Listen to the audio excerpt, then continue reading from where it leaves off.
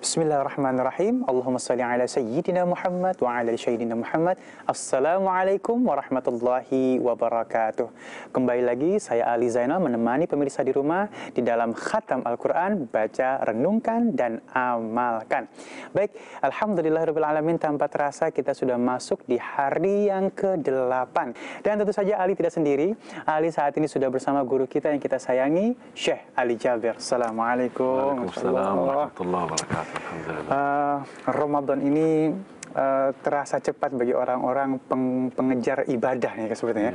Seakan-akan ya Allah sudah 8, ya Allah 9, 10, 11. Ini seakan-akan waktu itu berjalan dengan cepatnya. Makanya banyak yang bilang pada saat kita datang Ramadan kita bahagia, maka pada saat kita ditinggal Ramadan maka kita akan bersedih. Ini ciri-ciri, termasuk ciri-ciri orang yang sebenarnya itu ciri-ciri orang yang saleh, yang merindukan Ramadan. Karena dia merasa belum puas beribadah. Biarpun dia paginya baca Quran, kemudian sambil berpuasa, kemudian dia di malam harinya duduk di masjid, melaksanakan tarawih dan berbanyak mengisi waktu dengan baca Quran, zikir, istighfar. Dia sangat berbeda dengan bulan-bulan biasa. Makanya ketika kehabisan satu hari dia merasa rasanya belum puas ya, belum puas. Makanya semakin berjalan cepat Ramadan ini, apalagi sudah berujung Ramadan, dia akan merasa lebih gelisah hatinya. Ya Allah, mudah-mudahan kalau bisa Ramadan sepanjang tahun, Ramadan bisa lebih daripada itu, karena itulah tanda kesalehan seorang. Ya. Tapi beda sama orang yang biasa-biasa aja. Masuk Ramadan, dah masuk Ramadan, ya itu aja. Nggak ada perasaan apa-apa. Tidak ada perasaan apa-apa. Dan mudah-mudahan kita termasuk orang-orang yang saleh ya, dan meningkatkan ibadah kita di bulan suci Ramadan ini. Baik, jemaah yang dimuliakan Allah, nanti kita saat lagi kita akan coba seperti biasa kita akan murotal mulai dari juz 8 ya. Namun sebelumnya sebelum kita masuk ke dalam murotal, mungkin saya bisa sedikit kasih keterangan tentang isi dan tema dari juz 8 ini.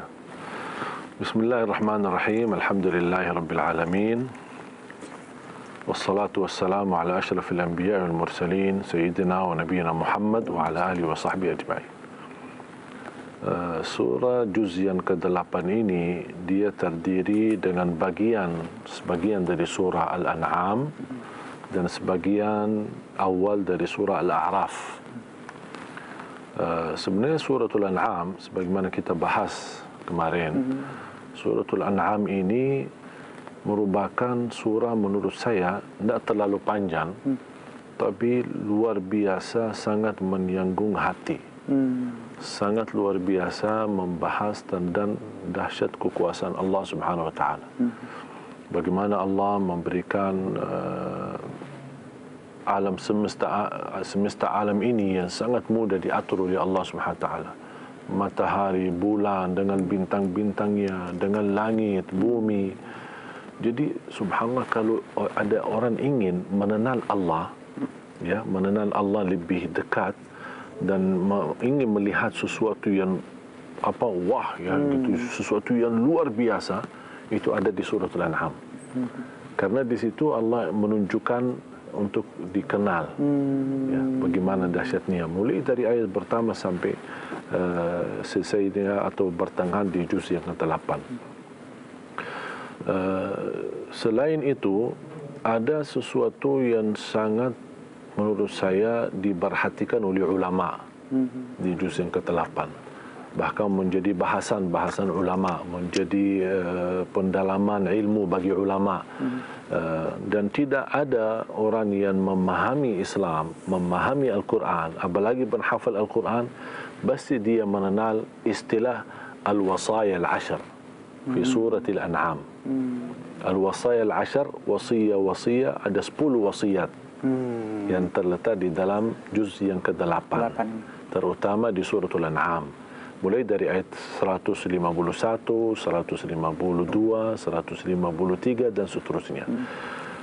Wajib bagi setiap muslim untuk mempelajarinya, memahaminya, karena ini wasiat. Kalau mohon maaf, kalau ada wasiat dari orang-orang biasa, kita pasti jaga. Ini kan amanah. Termasuk misal ada orang meninggal, sebelum meninggal dia mewasiatkan.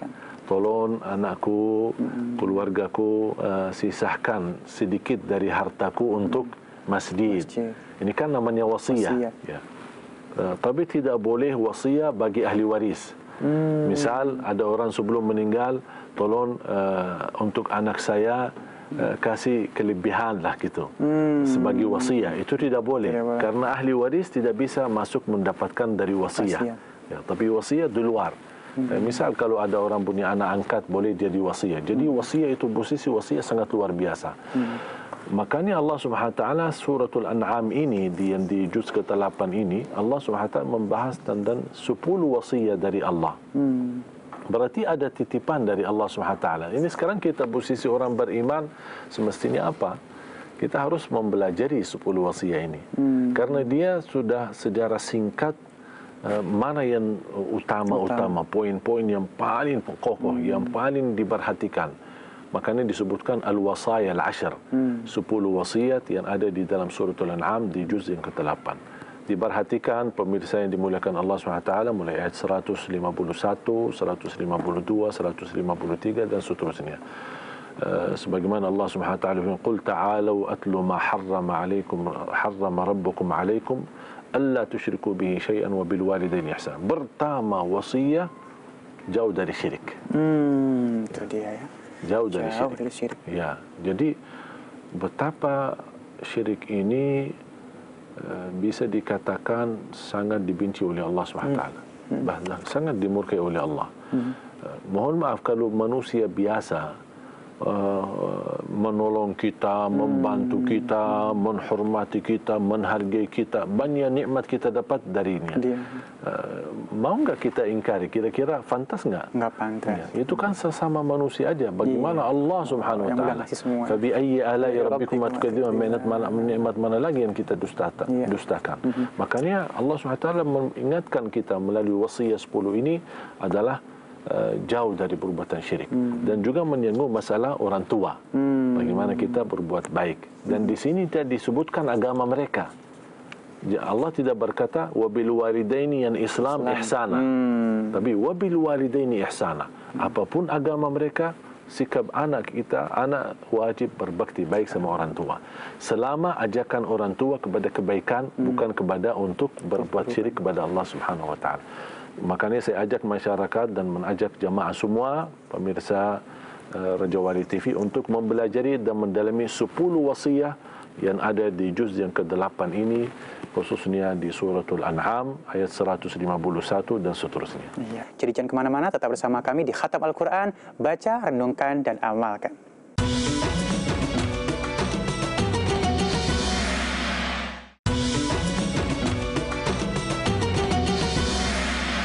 Kembali lagi di Khatam Al-Quran, baca, renungkan, dan amalkan. Ali sebelum itu ingin sedikit berbincang dengan guru kita Syekh Ali Jaber. Baik, ini apa sih ya, mulianya menjadi seorang guru ngaji. Tadi seperti kalau nggak salah di bahasan-bahasan sebelumnya Syekh pernah bilang, lebih mulia yang ingin belajar nih daripada gurunya kalau tidak salah. Karena disitulah kemuliaan seorang yang ingin belajar. Dan mungkin bisa diterangkan sedikit Syekh.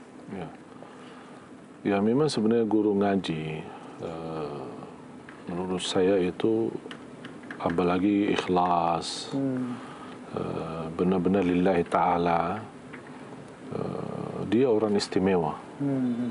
Istimewa karena mau dia melayani dan mengajarkan berbagai macam orang. Ya, kita tugas seorang guru ngaji, dia tidak perlu mengetahui niat baik orang. Itu bukan urusan kita. Orang yang datang belajar, tugas kita mengajarkan. Kita tidak perlu tanya, kamu ikhlas enggak belajar? Kamu ini mau hafal Quran lillahi ta'ala enggak? Tidak perlu, itu bukan urusan kita. Makanya mengapa guru ngaji mulia di sisi Allah? Karena dia yang mengenalkan mereka kepada Al-Quran. Masya Allah. Coba kalau seorang anak dia tidak bisa apa-apa, guru ngaji yang mengenalkan. Orang tua yang barangkali selama ini mengabaikan anaknya, tidak diperhatikan, diantarkan ke guru ngaji. Jadi guru ngaji menjadi pengganti orang tuanya, memberi perhatian, memberi pelayanan. memberi belajaran. Guru ngaji yang mengenalkan kita kepada Allah Subhanahu wa taala, mengenalkan kita kepada Al-Quran.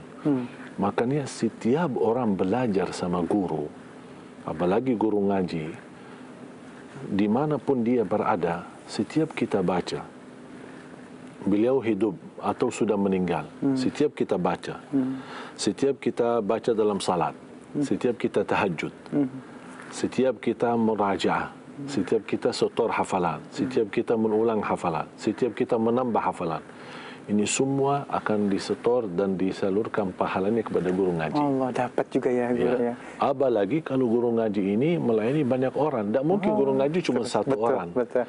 Cuma bayangkan betapa luar biasa pahala yang akan diraih oleh orang guru ngaji. Subhanallah, guru ngaji ini ketika dia meninggal dunia, dia kan terputus amalannya dia. Betul. Tapi ada pahala-pahala yang tidak boleh terputus. Itulah yang disebutkan sedekah jariyah. Karena ilmu yang dia bagikan, ilmu yang dia ajarkan, alhamdulillah masih diterapkan. Allah. Apalagi kalau anak-anak yang menjadi murid beliau, ketika mereka berhasil hafal Al-Quran, beliau meninggal dunia, dan ini mereka jadi guru juga. Allah akan dapat lagi. Luar biasa. Luar biasa. Contoh sekarang Nabi Muhammad SAW. Siapa yang mengenalkan kita kepada Islam? Rasulullah. Siapa yang membawa agama Islam? Rasulullah. Siapa yang menerima wahyu dan menyampaikan wahyu Al-Quran kepada kita? Rasulullah. Semua orang yang melaksanakan ibadah Islam, membaca Al-Quran, mengamalkan isi Al-Quran, terapkan Al-Quran dalam kehidupannya, menalirkan pahala juga kepada Rasulullah SAW. Jadi semua amalan ibadah umat Nabi Muhammad disalurkan ke Nabi Muhammad. Kira-kira berapa orang ini? Allahu Akbar. Itu luar biasa posisi menjadi orang guru. Guru dalam istilah da'i, jadi ustaz, mengajarkan kebaikan. Menjadi guru tidak semestinya jadi ulama. Istilah ini misal, saya sudah hafal juz 30 misalnya. Kita bisa dengan bahan juz 30 kita mengajarkan. Bisa jadi guru ngaji sesuai kemampuan kita. Misal level saya cuma juz 30, belum sampai ke juz-juz yang lain. Apapun kemampuan kita, mampu kita sampaikan, itu sudah pahalanya luar biasa. Apalagi mereka mampu terapkan, mampu mengamalkan. Warubba hamil fiqhin ila man huwa afqahu minhu. Kata Rasulullah SAW, berumpamaan ada orang membawa fikih tapi kepada orang yang lebih faham. Ya, tapi sama-sama mereka mendapatkan pahala. Ya, kita tidak tahu di mana terletak kebaikan. Makanya kita dianjurkan, jangan kita merasa ketika sudah belajar, aku ini mau ajarin kalian semua. Itu bukan begitu. Karena bisa ilmu yang kita sampaikan atau yang kita belajari sudah duluan sampai ke teman kita. Tapi tetap jangan kita merasa dia sudah lebih besar ilmunya, berarti saya tidak pantas sampaikan. Sampaikan apa adanya, karena itulah kemampuan kita. Bergembira, bersenang dengan ilmu yang kita dapat walaupun sangat terbatas. Tidak boleh kita merasa aku pandai, aku pintar daripada yang lain. Termasuk alim ulama, termasuk para da'i, termasuk para guru. Jangan dia ketika menajarkan seolah-olah umat ini butuh sama saya karena saya ilmunya lebih besar. Tak boleh. Kita harus tawadu. Semakin kita bertawadu, semakin kita mendapatkan kemuliaan di sisi Allah SWT. Guru ngaji dia bisa melayani umat dan insya-Allah akan mendapatkan pelayanan khusus dari Allah Subhanahu wa taala. Insyaallah, amin ya rabbal alamin, masyaallah ya. Dan Ali juga berpikir guru ngaji adalah merupakan investasi negara. Karena dari guru ngaji ini akan muncul orang-orang yang memiliki akhlak yang baik, dan orang-orang yang akan memiliki akhlak yang baik insyaallah akan menjaga negara kita. Jadi jangan kemana-mana, tetap bersama kami di Khatam Al-Quran, baca, renungkan dan amalkan.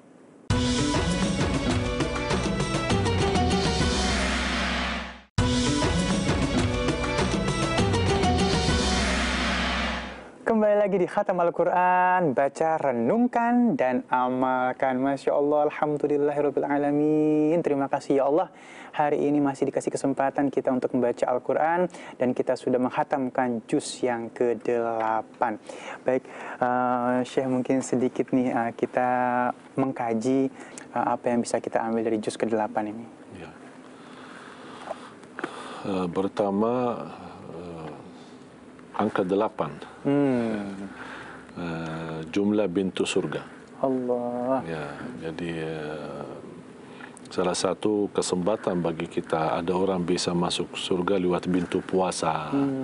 Ada yang masuk surga lewat pintu sedekah. Ada yang masuk surga lewat akhlak yang mulia. Ada yang masuk surga lewat pintu sabar. Ya, jadi luar biasa kesempatan dan banyak yang kita bisa belajar.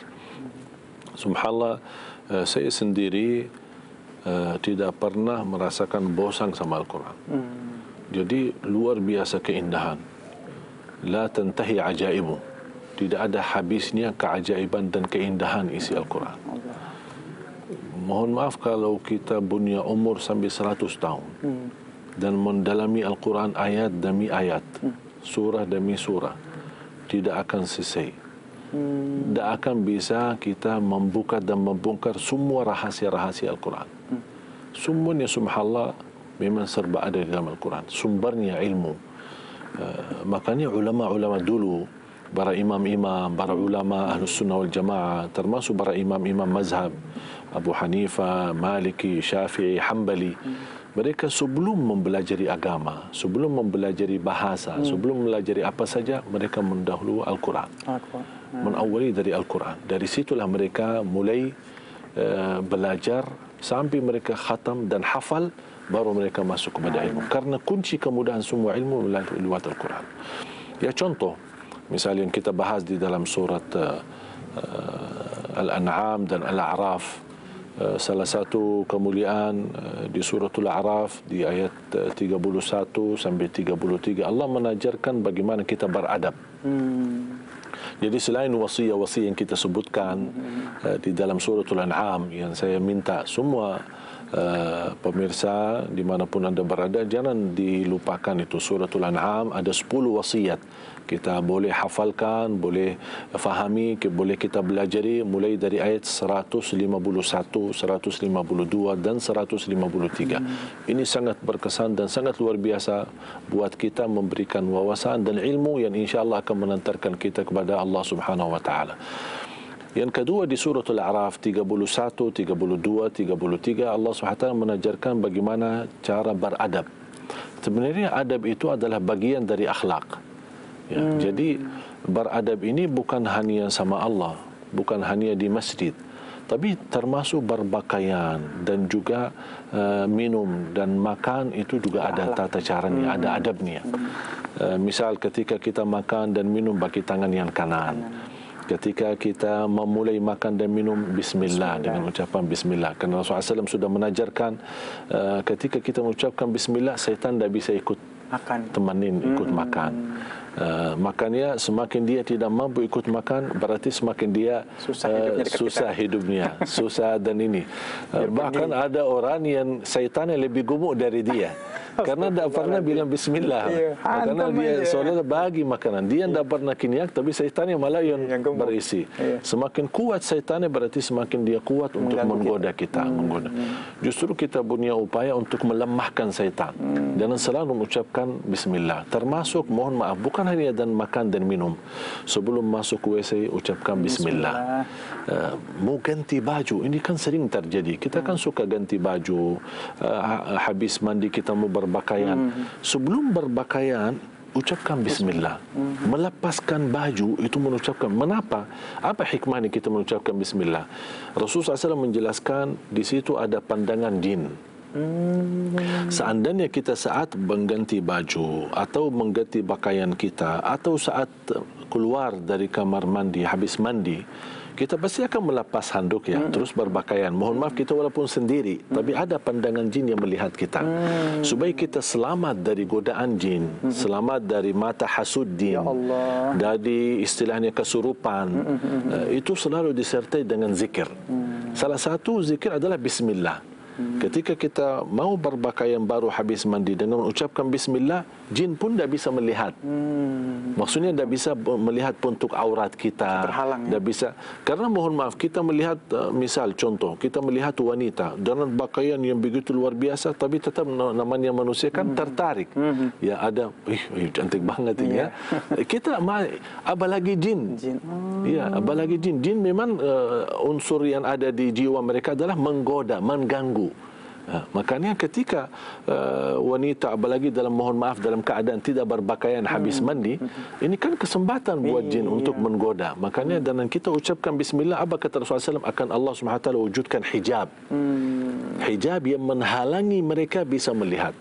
So, kemana ini orangnya? Kemana ini orangnya? Ya, padahal kan baru di depan mata, ya, dilindungi oleh Allah SWT dengan cahaya bismillahirrahmanirrahim. Makanya melepaskan baju untuk bisa pulang. Ini sekarang kan kita pulang, pasti kan lepas, hanya pakai sarung atau pakai apa buat santai di rumah. Begitu kita mau lepas baju, ucapkan bismillah. Ketika kita besok pagi mau berpakaian lagi, kita mengucapkan bismillah. Bahkan jangankan pakaian saja, sandal. Kita pakai sandal, bismillah. Kita melepaskan sandal, bismillah. Kita masuk ke rumah, bismillah. Keluar rumah, adakan doanya, bismillah, tawakkaltu ala Allah, la hawla wa la quwata illa billah. Mau berwudu, ucapkan bismillah. Termasuk makan dan minum. Ketika kita ucapkan bismillah, pertama tidak ditemani setan. Sebenarnya kalau tidak ada manfaat dari ucapan bismillah ini, selain untuk meniru Nabi Muhammad SAW, itu sudah cukup.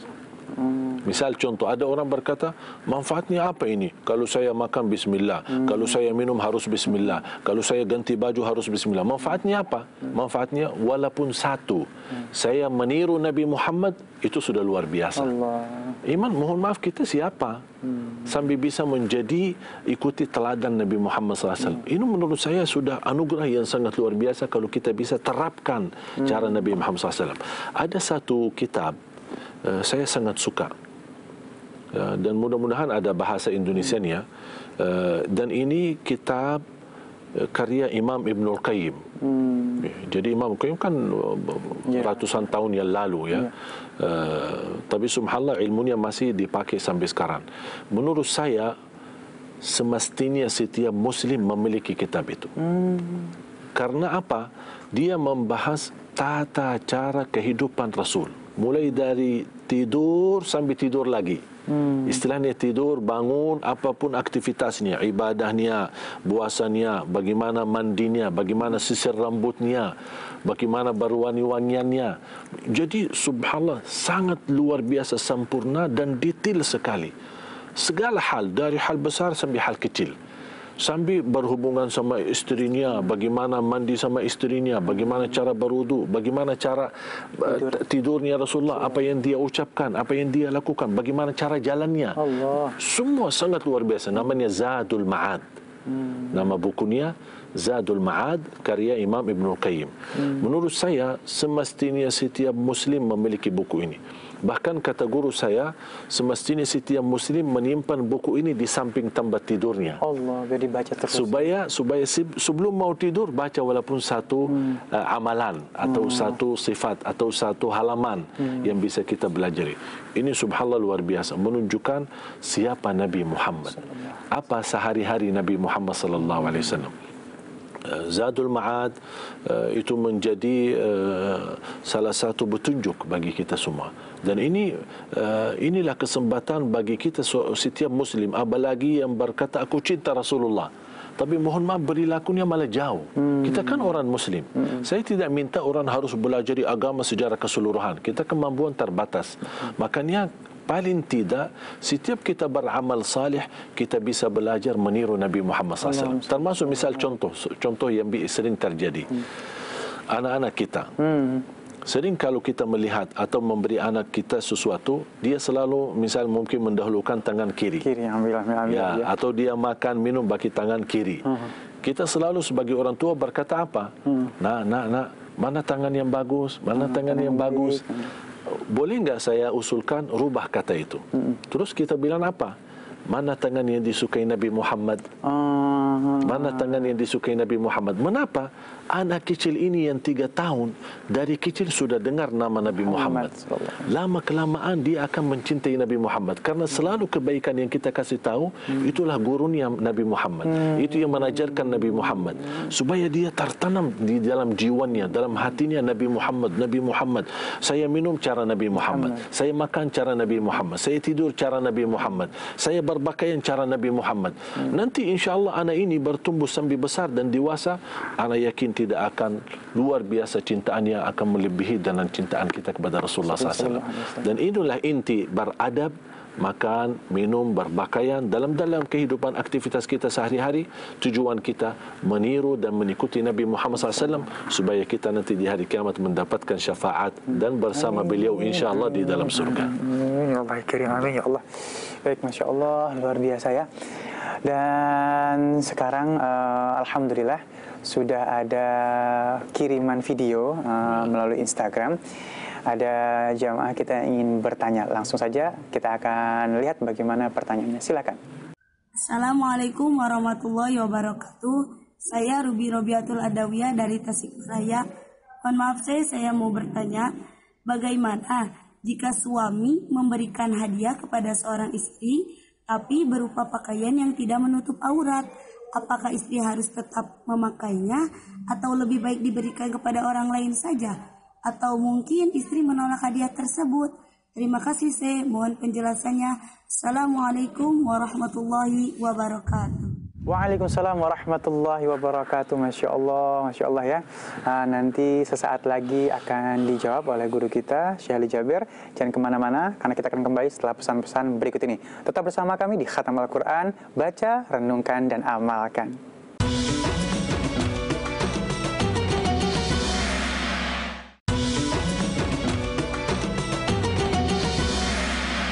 Kembali lagi di Khatam Al-Quran, baca, renungkan, dan amalkan. Masya Allah, kita akan menjawab pertanyaan yang tadi saya. Jadi kalau misalnya dikasih baju nih, cuman nggak nutup aurat sama suami, ini gimana, harus dipakai atau tidak? Silakan, Syekh. Ya, sebenarnya menurut saya luar biasa suami ini memberikan pakaian tidak menutupi aurat. Ini menunjukkan suami yang romantis. Masya Allah. Jadi berarti harus istri ini juga pandai faham. Ini berarti dia kalau berikan pakaian tidak menutupi aurat, berarti pakai di dalam rumah. Benar, hanya untuk suami. Untuk suami. Jadi ini justru istilah hadiah antara suami istri ini sangat luar biasa. Rasulullah SAW suka menghadiahkan bunga kepada istrinya. Ada satu tanaman namanya raihan. Raihan itu tanaman seperti bunga, tapi dia kecil-kecilan, tapi wanginya luar biasa. Rasulullah SAW suka menghadiahkan kepada istri-istrinya. Jadi saling menghadiahkan itu sebenarnya menanamkan keharmonisan dalam rumah tangga. Dan itulah salah satu contoh dari pertanyaan ini. Jadi boleh terima hadiahnya dan jangan kita salah guna. Artinya alasannya suami saya menghadiahkan, jadi saya keluar tanpa menutup aurat.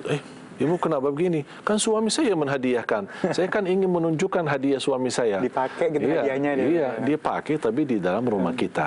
Karena suami kita berhak melihat apa yang kita hadiahkan, karena pasti dia senang. Mohon maaf kalau kita tidak terima, misal menolak atau kita tidak mau pakai, dia akan setiap hari datang. Kok dia mungkin gengsinya tinggi lah ya, biasanya laki-laki tidak mungkin datanya ini gimana hadiahku yang kemarin, mungkin datanya, tapi pasti akan tersimpan di hatinya. Kok ini saya kasih dia tidak di ini pakai. Makanya istri yang sudah menerima hadiah seperti ini, mungkin hadiah yang tidak layak dipakai di luar rumah, silahkan pakai di dalam rumah. Untuk apa? Menenangkan hati suami. Karena ini sangat luar biasa. Sama juga misal istri menghadiahkan misal jam. Saya misal suka kalau pas ulang tahun istri saya suka menghadiahkan jam. Saya sering kalau kemana-mana pakai jam itu. Apalagi di depan istri saya. Maaf istri, jam berapa ini ya? Jam berapa ya? Saya sengaja biar ini. Kenapa? Karena ini subhanallah cara menanamkan rasa cinta, menembangkan rasa kehormatan, saling menghadiahkan dan saling menghargai tanpa melihat nilainya. Cuma segitu hadiahnya. Tidak boleh dalam bahasa yang menyakiti menyakiti perasaan. Apapun hadiahnya, apalagi antara suami isteri, kita senang terima dan kita tidak salah guna. Iya. Baik, Masya Allah ya, di sini menjaga keromantisan ini kalau misalnya aku lihat jadi wajib nih ya. Kenapa? Karena kalau misalnya kita saling romantis, kita saling sayang, insya Allah Allah akan jaga dan jauh dari setan, bisikan-bisikan setan yang akan membuat namanya pernikahan menjadi cerai seperti ya. Baik, kita akan lanjutkan. Nah, alhamdulillahirrahmanirrahim, ada setoran bacaan dari sahabat kita di sini melalui Instagram juga @ibnufadil ya. Langsung saja kita simak. Allahumma arhamna bil Quran. أعوذ بالله من الشيطان الرجيم بسم الله الرحمن الرحيم فكلوا مما ذكر اسم الله عليه إن كنتم بآياته مؤمنين صدق الله العظيم. Sadaqallahul azim, Masya Allah. Ibnu Fadil ya, Masya Allah. Ini mungkin langsung Syekh silakan. Ya. Bagus, Masya Allah, Ibnu Fadil ini bacaannya, suaranya bagus. Bahkan dibandingkan yang sebelumnya masih gerakannya tidak terlalu ini ya. Ekstrim. Ya, ada yang misalnya syaitan ya, jadi ada terlalu ini jelas. Kalau ini nada suaranya yang stabil, kemudian santai, tidak terlalu buru-buru dan tidak terlalu maksa-maksa ya. Kadang-kadang dari bacaan seorang kita melihat kok kenapa maksa diri gitu. Melihat bacaan Ibnu Fadil sangat bagus. Hanya diperhatikan ketika ucapkan huruf ta, syaitan, masih sedikit aja syaitan ya, syaitan, padahal syaitan ya, tidak syaitan ini gerakan kita ke bawah ini agak ini saya ingatkan lagi, itu bukan kesalahan tapi hanya ingin menyempurnakan bacaan, karena cita-cita saya insya-Allah setiap muslim di Indonesia bisa membaca Al-Quran paling tidak walaupun belum hafal tapi paling tidak bisa membaca Al-Quran sesuai bacaan Rasulullah sallallahu alaihi wasallam. Terus yang kedua, ketika dia memulai fakulu mimma dzukira smullahi alaihi. Fakulu semestinya fakulu lebih ringan ya. Jadi kaf jauh lebih tipis. Kalau bacaan tadi nampaknya seperti ada kaf kecil.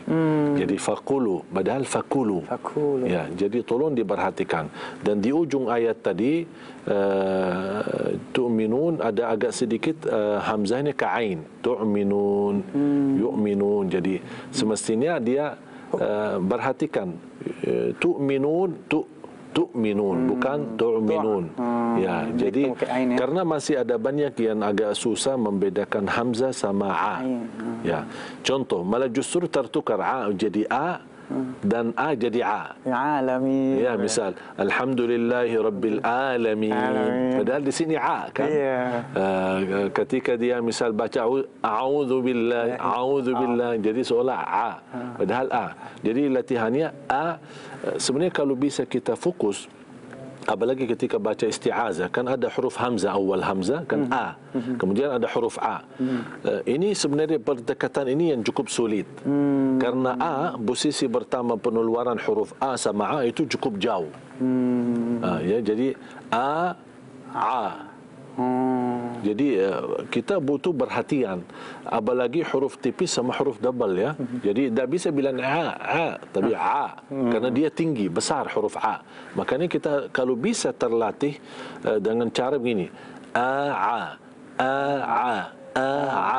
Ini khusus untuk Ibnu Fadil ini supaya dia jangan sampai tertukar ya a ke a dan a ke a. Seperti tadi yu'minun jadi agak tu'minun. Jadi tolong diperhatikan ini, latihannya seperti ini. A ya, supaya lama-lama insyaallah bisa membedakan antara hamzah sama huruf a. Masya Allah, alhamdulillahirabbil alamin, dapat ilmu lagi ya. Dan baik, jamaah yang dimuliakan oleh Allah, bagi sahabat-sahabat tadi yang sudah berpartisipasi, ada yang bertanya, ada setor bacaan, alhamdulillah kita punya hadiah Al-Quran untuk masing-masing ya. Semoga bermanfaat. Baik, alhamdulillah kita sudah sampai di penghujung acara pada kesempatan kali ini. Dan artinya saya Ali Zainal dan guru kita Syekh Ali Jaber harus undur diri. Dan pastikan Anda terus menyaksikan khatam Al-Quran, baca, renungkan, dan amalkan. Selamat menjalankan ibadah puasa. Assalamualaikum warahmatullahi wabarakatuh. Bismillahirrahmanirrahim. Alhamdulillahi rabbil alamin. Hamdan syakirin, hamdan na'imin. Allahumma salli ala Sayyidina Muhammad wa ala ali Sayyidina Muhammad.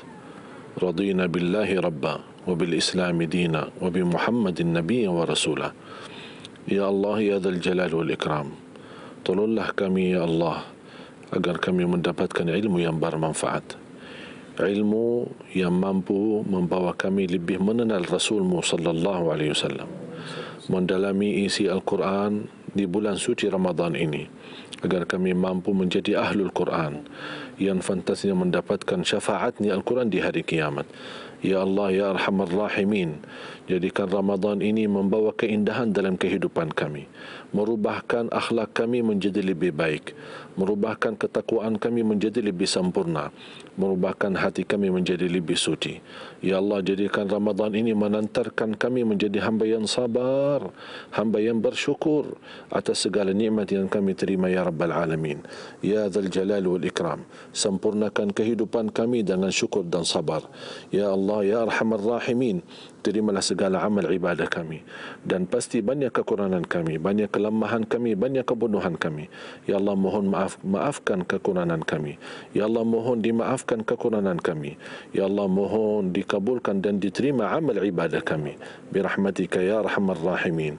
Rabbana atina fid dunya hasanah وفي الآخرة حسنة وقنا عذاب النار وصلى الله على سيدنا ونبينا محمد وعلى آله وصحبه وبارك وسلم والحمد لله رب العالمين.